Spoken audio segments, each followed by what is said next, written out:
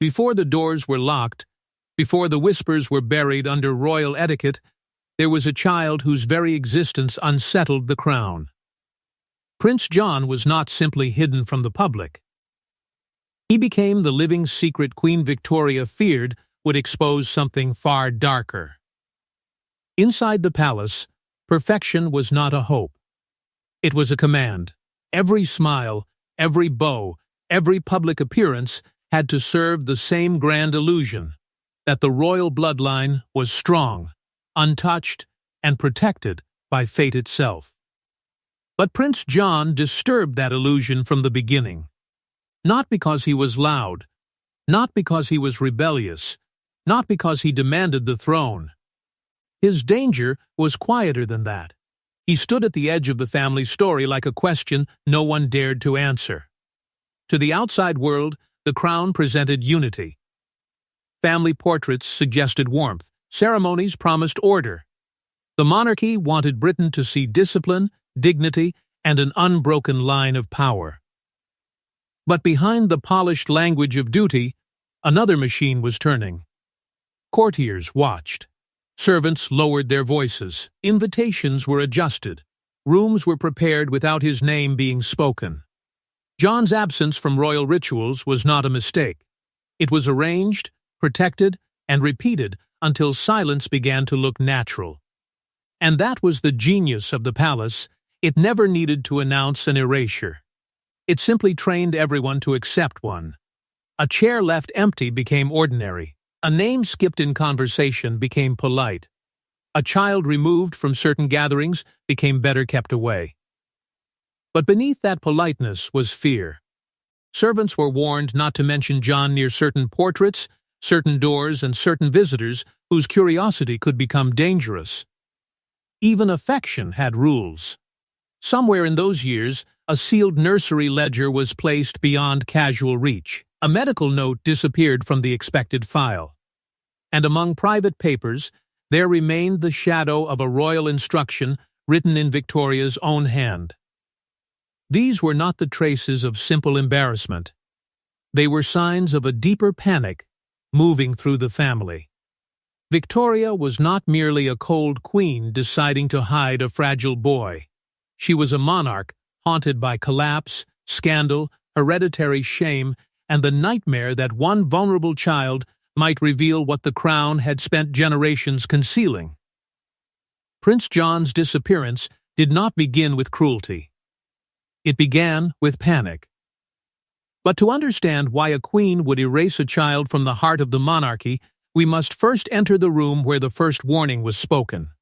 The palace version called it a harmless episode, a child's confusion, a moment of weakness. But behind closed doors, the incident in the royal nursery was treated like a political emergency, and from that day forward, Prince John was never again viewed as merely a boy.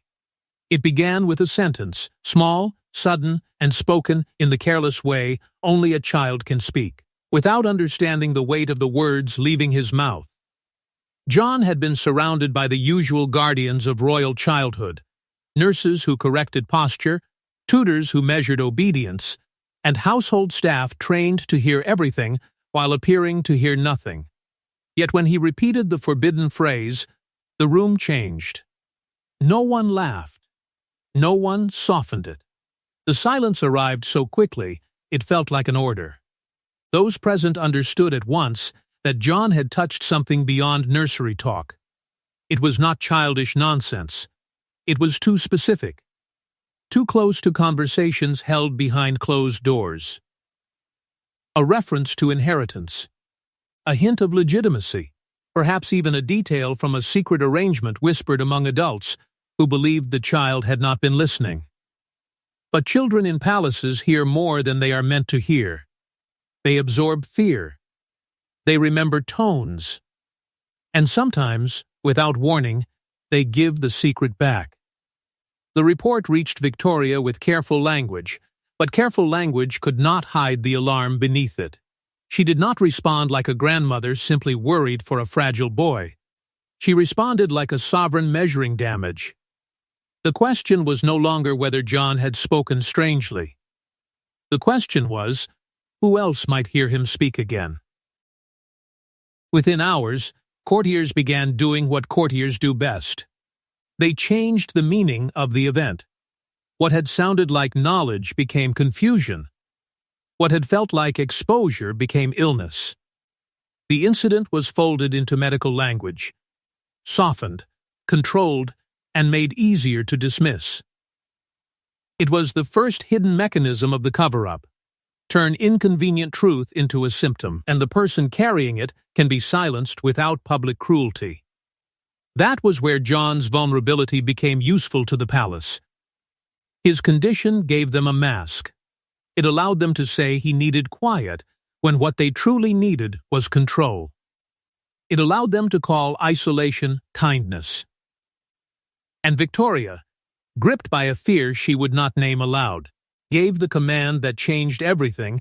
His movements were to be restricted for the peace of the family. Yet the nursery incident was only the spark.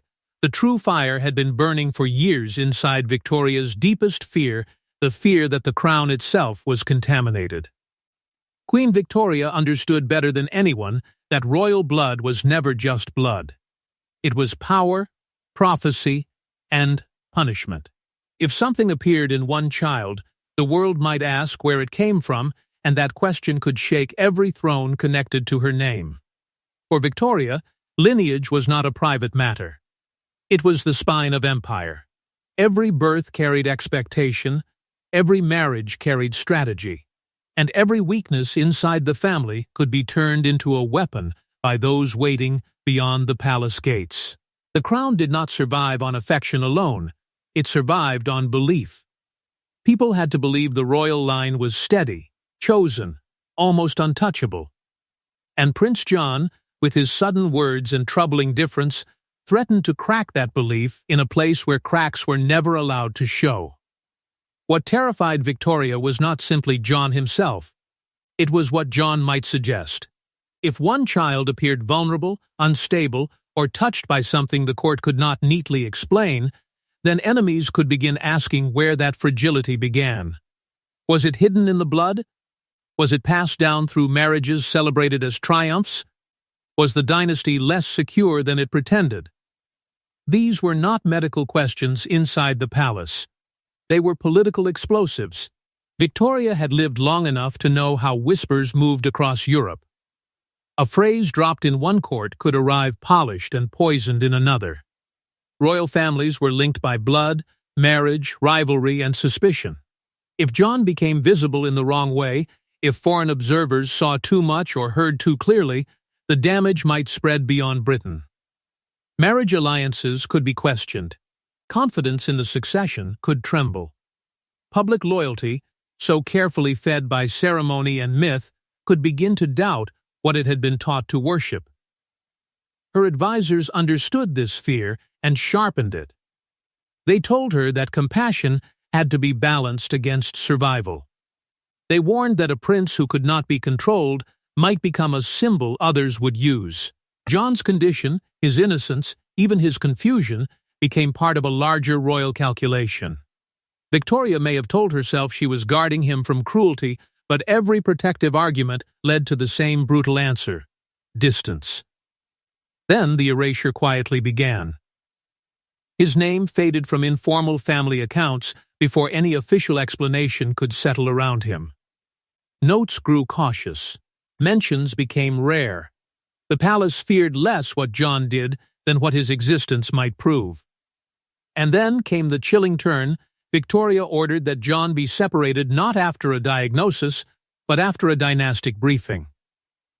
Once John became a threat to the royal image, the palace needed more than silence. It needed a place where silence could be built into the walls. Every royal secret needs a location. Not a prison, never called a prison, but a house with polite curtains, loyal servants, and locked routines. For Prince John, the chosen place was not meant to heal him. It was meant to make him vanish gracefully. After the briefing, silence needed architecture.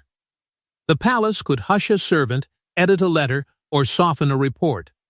But it could not risk John appearing where eyes gathered and questions sharpened. So a secluded residence became the perfect answer.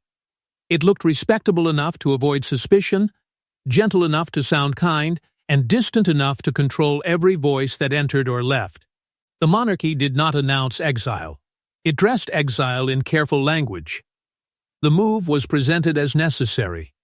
Restorative, compassionate, medical, John, they said, needed quiet. He needed routine. He needed protection from the strain of royal life. But beneath those polished words sat a harder truth.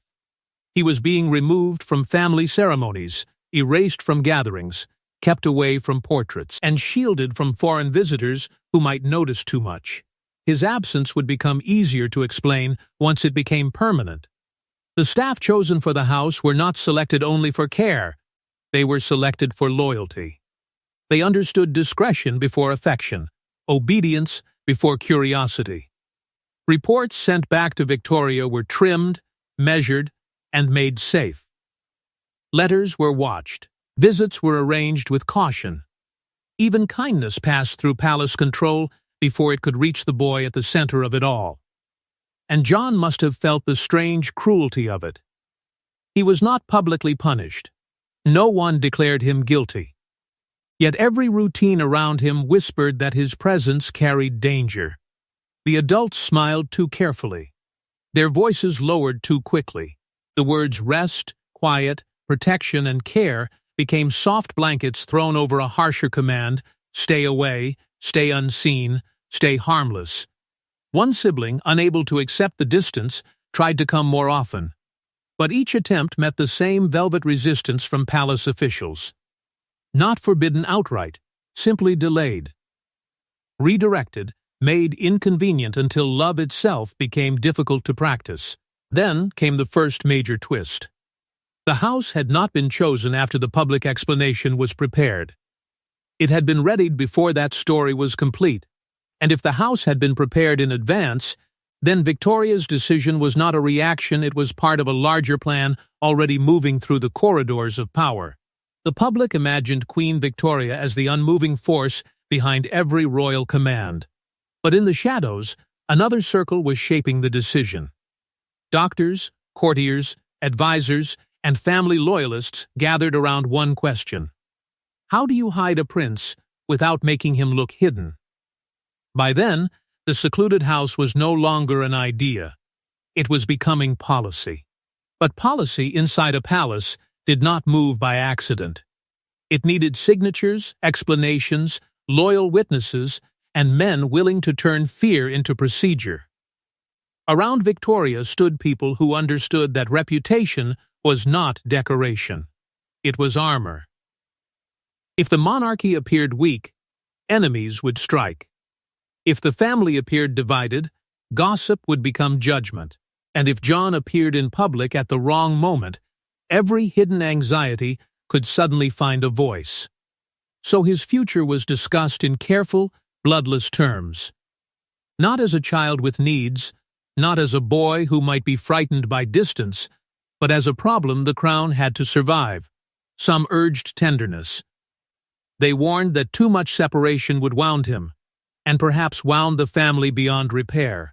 Others argued for containment with colder certainty. They believed compassion had to bend before necessity, because one uncontrolled sentence from John could reopen the nursery panic and point directly toward the forbidden matters no one dared to name. The doctors became useful then. Their words carried authority without sounding political. They could call absence treatment. They could call restriction routine. They could transform royal fear into medical caution. And once that language was accepted, the palace could hide behind it. What had begun as alarm over overheard conversations, inheritance pressures, and a possible forbidden document was being wrapped in the respectable cloth of care. And there, in the middle of all this strategy, was the sharpest cruelty. No one truly asked what John wanted.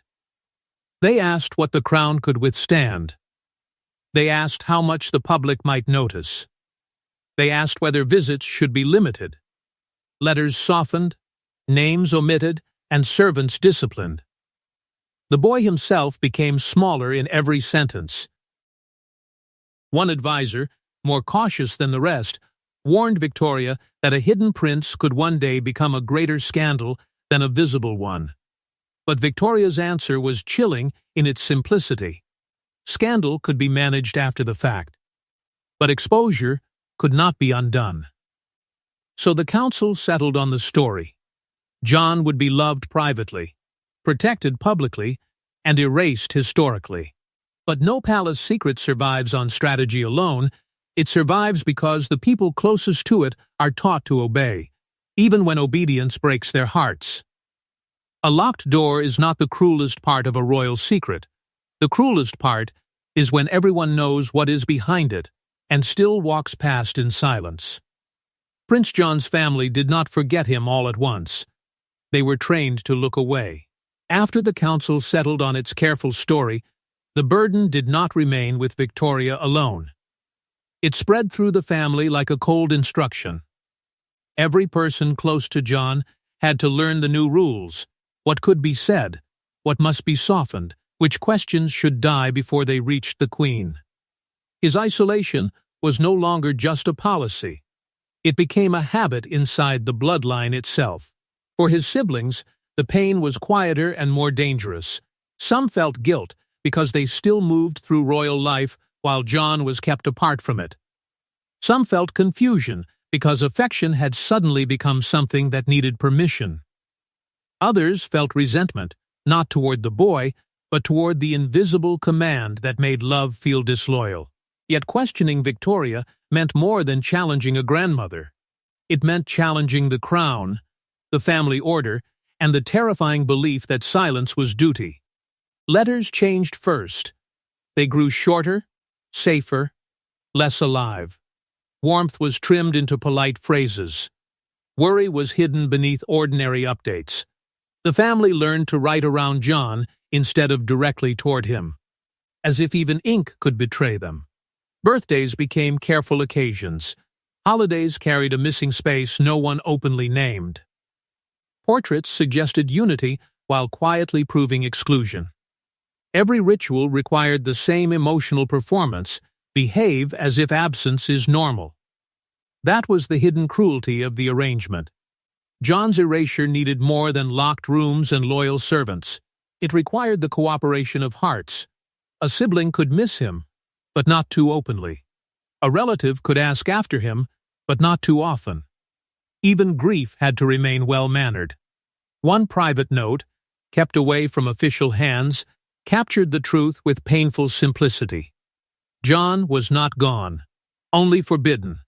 And in those words, the whole machinery of royal silence was exposed. Victoria may have convinced herself that distance was mercy.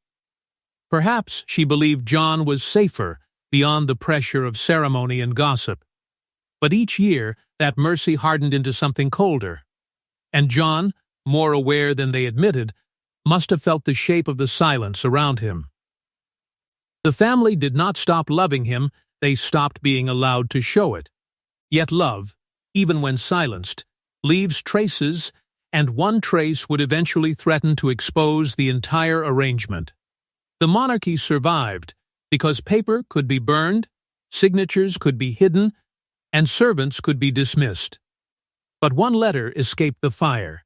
Folded, misfiled, and nearly forgotten, it carried the sentence that transformed Prince John's exile from family tragedy into royal conspiracy. It was not found where official truth was kept. That was the first warning. The letter did not rest among polished records, where palace history was arranged to look clean and loyal. It appeared among private household papers, buried in the kind of forgotten bundle no grand archivist would expect to matter. Yet its very wrongness made it dangerous. It had survived outside the official story, and because of that, it had not been softened. The handwriting was careful. The tone was controlled. But beneath the polite phrasing lived something unmistakable: urgency. John's removal was being discussed before the final medical justification had been recorded. Before the explanation was complete, before the compassionate language was ready, before the family could pretend this was only about his health, the machinery had already begun. Then came the sentence that changed everything. The child must not be present when the matter of inheritance is discussed. With those words, the walls around John's life shifted. His isolation could no longer be seen as mere protection from a harsh world. It suggested something far colder. The world was being protected from him, or more precisely, from what he might say. The boy who had been called fragile now stood at the center of a secret strong enough to frighten the crown. The letter pointed back to the nursery incident with terrifying clarity. John had not simply spoken nonsense. He may have repeated something connected to succession anxiety, family legitimacy, or a disputed royal instruction that was never meant to reach innocent ears. And once he had proved capable of carrying those words, even unknowingly, his presence became a risk no advisor wanted to manage in public. When palace officials realized the letter still existed, the mood changed again. Quiet inquiries began. Papers were requested. Names of former servants resurfaced. The question was no longer who loved John, or who missed him, or whether exile had broken something in the family. The question was how much evidence remained. Victoria's fear had never been only shame. It was continuity. Survival, control, Prince John was not a hidden embarrassment. He was an accidental keeper of dangerous truth. And the letter pointed to one final object, a sealed box connected to Victoria herself. And inside that sealed box was the reason the Queen's fear turned into command, and command turned into exile. The hidden reason was not illness. It was not shame alone. It was a secret Prince John was never supposed to touch a royal instruction, a disputed inheritance note, and a name that could have fractured the family's future if spoken beyond the palace walls. The sealed box did not contain jewels, medals, or sentimental keepsakes. It contained something far more dangerous: paper. A disputed memorandum, written in the careful language of royal survival, described succession anxieties, questions of family legitimacy, and the handling of certain assets that were never meant to become public. It was not simply a family document. It was a map of pressure points, the kind of record that showed where the crown felt weak, where the bloodline felt exposed, and where silence had been chosen over truth. And John, without understanding the storm around him, had stepped too close to it. The nursery incident now made brutal sense. He had repeated details from a private inheritance discussion, fragments of adult fears spoken in rooms where children were presumed harmless. A name, a phrase, a hint of an instruction that had never been meant for public ears. To anyone else, it might have sounded like confusion. To Victoria, it sounded like a warning bell. If John could repeat it once, he could repeat it again. And if he said it before the wrong visitor, the wrong cousin, the wrong courtier, the secret might leave the palace forever. That was the moment his innocence became dangerous. Not because he plotted, not because he threatened, but because he remembered. In Victoria's mind, locking him away became an act of dynastic survival. She could endure whispers of cruelty. She could endure rumors of coldness. What she could not endure was uncertainty. A visible John meant risk. An unpredictable John meant exposure. And exposure, once released, could not be summoned back by command, title, or crown. The medical explanation was not invented from nothing, and that made it more useful. It carried enough truth to sound merciful, but the palace stretched it until it became a cage. His vulnerability was exaggerated, sharpened, and weaponized into justification for permanent separation. That is the moral horror at the center of the story. A child was treated as a security risk because adults had placed him too close to secrets. His life became collateral in a war between truth and monarchy. The palace did not hide John because he was powerless. It hid him because, accidentally, he had power. But secrets do not end when the door closes. They echo through every life forced to live around them, and Prince John's silence would leave one final wound. Queen Victoria could command silence in life, but not forever. After the doors closed, after the letters faded, after the official story hardened into history, Prince John remained the question the palace could never fully bury. What does a monarchy sacrifice to protect itself? That question did not die with the Queen.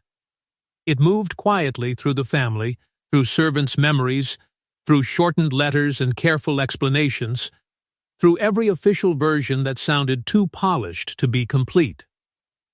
John's isolation had begun as one decision, but it became something larger than one child, one house, or one frightened command. It revealed a royal pattern. When the institution felt threatened, individual pain could be dressed up as duty, and suffering could be renamed protection. Victoria's legacy stood powerful, but haunted. She had ruled with force, survived storms, shaped a dynasty, and trained the world to see the crown as permanent.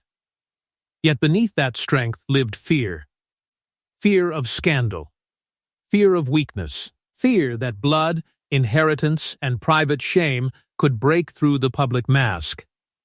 In Prince John, those fears found a target too innocent to resist and too dangerous to leave unguarded. The palace kept the official story because admitting more would expose the machinery behind the myth. Servants remembered things they were not supposed to repeat. Siblings carried guilt they could not fully confess. Family papers grew cautious where love should have been simple.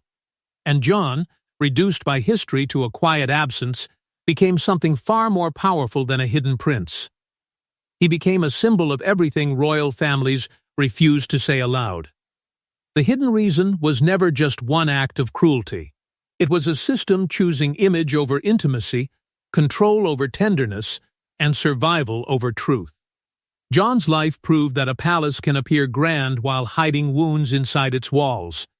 It can speak of duty while asking children to pay the price for adult secrets. And still, his name survived. Not loudly, not officially, but in whispers, in missing spaces, in the unease left behind whenever the story sounded too neat. The crown did not fear that Prince John would destroy the monarchy. Victoria feared he would reveal how fragile it already was. And that is why the locked door matters. Because behind it was not just a forgotten prince, but the truth every throne tries to keep from the light.